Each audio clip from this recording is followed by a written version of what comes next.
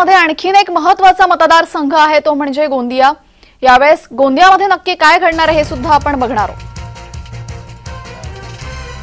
भंडारा गोंदिया लोकसभा मतदारसंघात भाजपाकडून पुन्हा एकदा सुनील मेंढे यांना उमेदवारी देण्यात आलेली आहे। तिसऱ्यांदा त्यांच्यावर विश्वास टाकण्यात आलेला आहे। गेल्या 2 वेळेस सुनील मेंढे हे चांगल्या मताधिक्याने विजयी झालेले आहेत। सुनील मेंढे यांच्यासाठी स्वतः उपमुख्यमंत्री देवेंद्र फडणवीस यांची सभा झाली। पहिल्या टप्प्यामध्ये 5 मतदारसंघांपैकी भंडारा गोंदिया हा मतदारसंघ सुद्धा तितकाच महत्त्वाचा आहे। आपल्यासोबत आमचे गोंदियाचे प्रतिनिधी जोडले जात आहेत।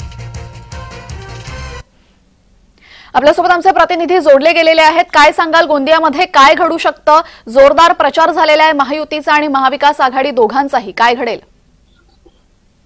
गोंदिया आणि भंडारा जिल्ह्यामध्ये लोकसभेच्या रणधुमाळी म्हणजे राष्ट्रीय अध्यक्ष जे.पी. नड्डा, अमित शाह यांच्यापासून तर काँग्रेसचे राहुल गांधी यांनी प्रचार सभा घेतल्या आहे आणि त्यामुळेच निश्चितपणाने गोंदिया आणि भंडारा जिल्ह्यामध्ये दोघांमध्ये काठ्याची टक्कर आपल्याला पाहायला मिळेल। तेजल जी, यावेळेस भंडारा गोंदियासाठी महत्त्वाचे मुद्दे कोणते आहेत?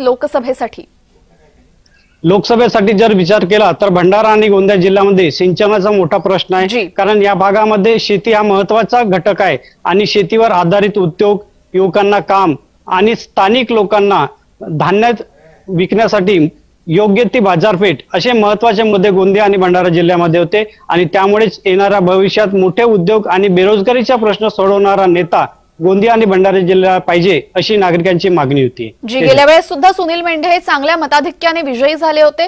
यावेळेस काय घडू शकतं?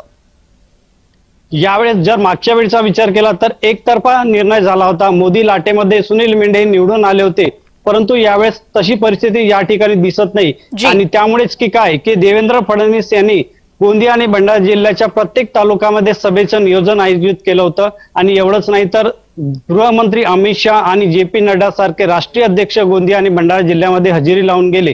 त्यामुळे साहजिकच आहे की महायुतीसाठी ही लढत सोपी नसल्याचे आपल्याला दिसून आलं आहे। जी, धन्यवाद आपण दिलेल्या माहितीबद्दल।